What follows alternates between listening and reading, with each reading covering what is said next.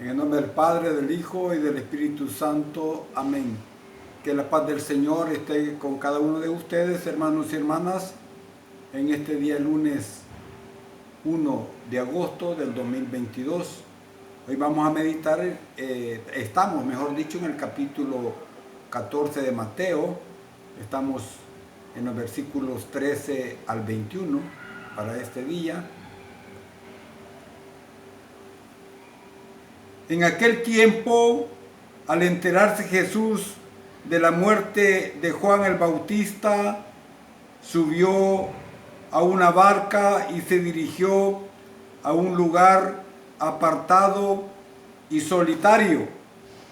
Al saberlo, la gente lo siguió por tierra desde dos pueblos. Cuando Jesús desembarcó, vio aquella muchedumbre, se compadeció de ella y curó a los enfermos. Como ya se hacía tarde, se acercaron sus discípulos a decirle: estamos en despoblado y empieza a oscurecer. Despide a la gente para que vayan a los caseríos y compren algo de comer. Pero Jesús les replicó: no hace falta que vayan, denles ustedes de comer. Ellos le contestaron: no tenemos aquí más que 5 panes y 2 pescados. Él les dijo: tráiganmelos. Luego mandó que la gente se sentara sobre el pasto. Tomando los 5 panes y los 2 pescados y mirando al cielo, pronunció una bendición, partió los panes y se los dio a los discípulos para que los distribuyeran a la gente.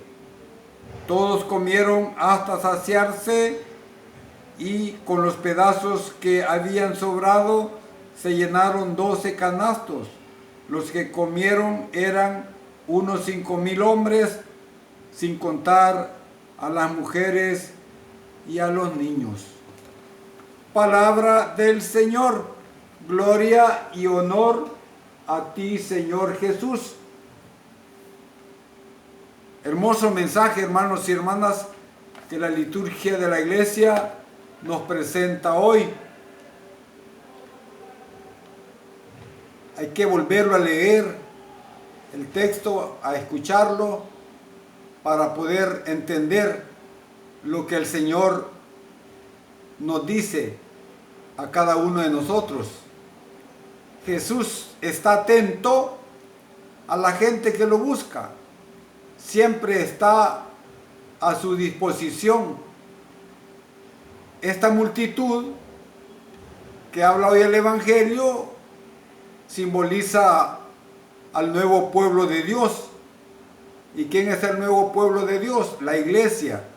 Hoy también necesitamos pastores que defiendan y cuiden el rebaño para encontrar el modo de dignificar nuestras vidas, que haga posible la fraternidad y sobre todo el compartir el pan. El hambre de los pobres, digamos, ante la necesidad de la gente, el mandato del Señor a sus discípulos fue, en vez de despedirlos, ¿qué les dijo? Denles ustedes de comer. Es bien fácil tener una salida, como decimos nosotros, olímpica, zafarse del necesitado. Podríamos quizás formularnos alguna pregunta. ¿Es que podían ellos y podemos hoy nosotros multiplicar el pan para los necesitados como un arte de magia o de fe? ¿Cómo creen ustedes? En todo caso, hermanos y hermanas, a lo que ciertamente no podemos renunciar es a multiplicar el amor y la fraternidad entre los hombres y mujeres, y sobre todo mediante el compartir. Cuando vemos a Cristo saciando el hambre de aquella muchedumbre necesitada, como ovejas sin pastor, nos vienen a la memoria también las estadísticas que los expertos hablan del hambre, de la pobreza a nivel mundial. Pero ¿qué hacemos? ¿Qué hacen los expertos para que este hambre sea saciado? Dice el Evangelio que Jesús levantó los ojos al cielo. Hoy el Evangelio entonces podríamos decir toca nuestros bolsillos y nuestros bolsillos mentales. Por eso, como en tiempos de Jesús pueden aparecer las voces de los prudentes para sopesar si vale la pena este asunto. Hermanos y hermanas, los discípulos, al ver que se hacía tarde y que no sabían cómo atender a aquel gentío reunido en torno a Jesús, encuentran una salida muy fácil, muy airosa, podríamos llamarle. Pero Jesús les responde, o ellos mismos dicen, que vayan a los pueblos y se compren comida.